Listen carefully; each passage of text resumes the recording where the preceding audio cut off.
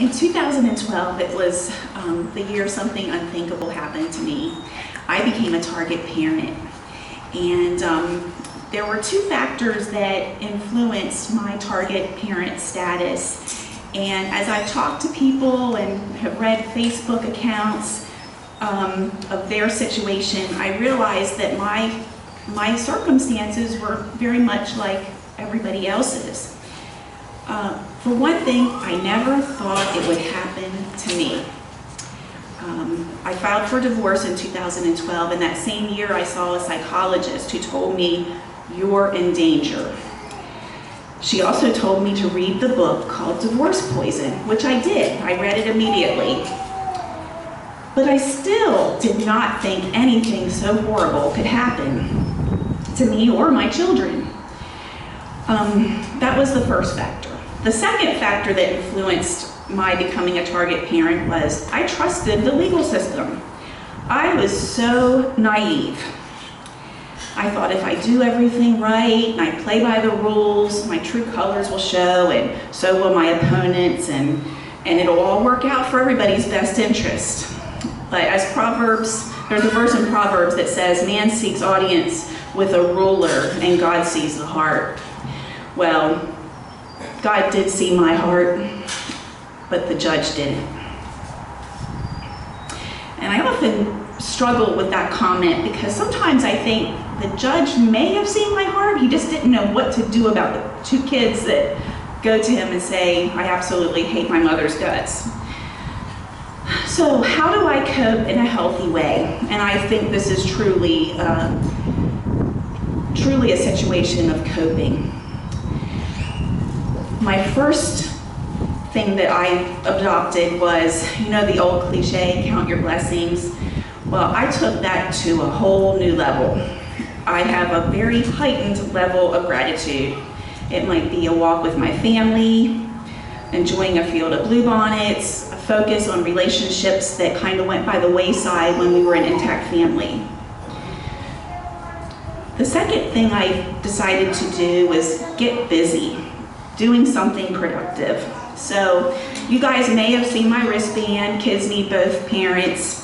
I had many requests that I got on Facebook. I sent them out all over the country, from California to Florida to Illinois and all places in between. And that gives me a lot of satisfaction in that, number one, the message, Kids Need Both Parents, is being advertised widely. And I feel like I'm also giving parents, target parents, a tool that they're doing something to promote awareness. The second thing I did after I went to Bubbles of Love in Austin was I put out a note on Facebook just to seek others who might be in this situation, because I didn't know of anybody in San Antonio proper, except a couple people who would say, "I know of somebody who had this," but then I never got any more information. So I put out the notice on Facebook, and over the course of the past year, I've had about 10 people. It's a kind of a fluid group. So we have monthly meetings. My numbers are always different. Some people come regularly, some just come and go. But I keep in touch with every single one. Even if they don't make it to a meeting, they call to check on me, I call to check on them. And it's been a really terrific source of support and healing for myself. I chose to become affiliated with Parent Alienation Awareness Organization USA because I thought that gave me credibility. I wasn't just some person off the street. I had a national organization, and I advertised through divorce care and other divorce recovery programs through church, and that kind of, I don't want to say credibility, but that association was important. So we can take as many positive steps to making change. And I think I've seen what happens. I've seen what people write on Facebook and in books, and we could be a real powerhouse. We're smart, and more than that, we're motivated. So I think operating together under one banner could be very, very effective for change. But ultimately, in cases of severe parent alienation, which is what I'm seeking or what I'm dealing with, it's a matter of the heart.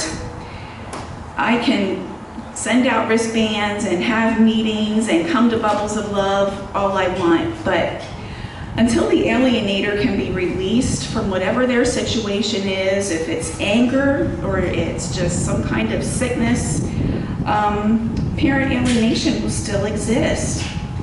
It's the epitome of spiritual warfare. The enemy uses deception and false accusations to attack us and attack our families. But I hope that all target parents can remain hopeful. Truth will prevail someday. So as Paul speaks in the book of Ephesians, wear your belt of truth. You know the parent you were. You know the parent you still are.